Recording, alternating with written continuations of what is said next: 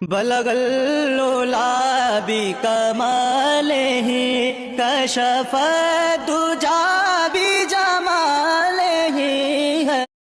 নবী প্রেমের শ্রেষ্ঠ এই পংক্তিটি সবার জীবনেই কোনো না কোনোভাবে জড়িত আছে এবং বহির্বিশ্বে সবখানে আরবে অনারবে এই পংক্তিটির মাধ্যমে নবী করিম সাল্লাল্লাহু আলাইহি ওয়াসাল্লামের প্রতি অগাধ শ্রদ্ধা ভালোবাসা পেশ করে থাকা হয়ে থাকে। মাহফিলের মঞ্চ থেকে শুরু করে নিয়ে মিলাদে, গজলে, নাশিদে এবং ছোটোখাটো যে কোনো সিরাত অনুষ্ঠানে যেন এই পংক্তিটি একটি অবিচ্ছেদ্য অংশ হয়ে দাঁড়িয়েছে মুসলিম সভ্যতায়। लोला बिकमालिही। প্রায় আজ থেকে 780 বছর পূর্বে 1200 থেকে 1290 খ্রিস্টাব্দের দিকে একজন বিখ্যাত কবি সাহাদি সিরাজি, যাকে সাধারণত আমরা বাংলাদেশে বিশেষ করে ইন্ডিয়ান সাবকন্টিনেন্টে যারা আছি তারা শেখ সাদি নামে চিনে থাকি, তিনি খুব সম্ভবত এই কবিতাটি লেখেন। অনেকেই মনে করে থাকেন যে এটি একটি অনেক বড় কবিতা এবং সেখান থেকে এই 4টি লাইন বিশেষ করে সবার কাছে বেশি প্রসিদ্ধ হয়েছে। কিন্তু মূল কথাটি হলো এখানে এই 4টি লাইনই হলো মূল কবিতা।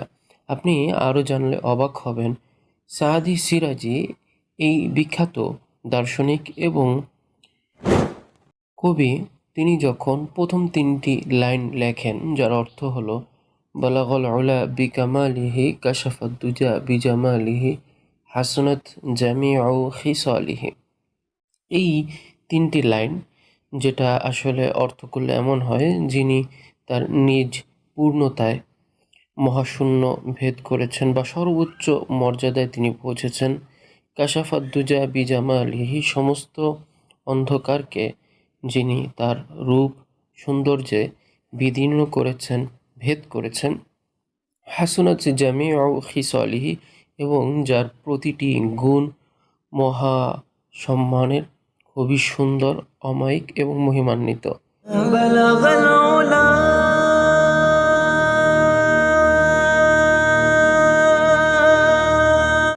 কিন্তু চতুর্থ যে লাইনটি আছে, তিনি যখন এটা লিখতে যাচ্ছেন, যে পংক্তিটি ভিতর থেকে আসতে যাচ্ছে কিন্তু আসছিল না, তিনি এই লাইনটা নিয়ে অনেক চিন্তা ভাবনা করলেন কিন্তু কোনোভাবেই মিলাতে পারছিলেন না।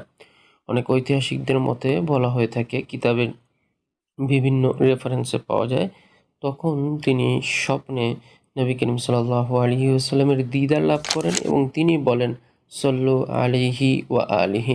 পরবর্তীতে তিনি যখন সকালে ঘুম থেকে ওঠেন তখন এই পংক্তিটি লিখে দেন এবং এভাবেই বালাগল উলা বিকামালিহি কাশাফাদ দুজা বিজামালিহি হাসুনাত জামিউ খিসালিহি সল্লু আলাইহি ওয়া আলিহি, এই 4টি লাইন পূর্ণতা পায়। এই বিষয়ে একজন উর্দু ভাষাভাষী কবি কিছুটা এইভাবে ব্যাখ্যা করেন যে সারে লা মাকা সে তলব হুই সুয়ে মুনতাহা ও চলে নবী, कोई हद है उनके उरूज की बलगल उला बिकमालिही। बलगल उला बिकमालिही, कोई हद है उनके उरूज की, बलगल उला बिकमालिही।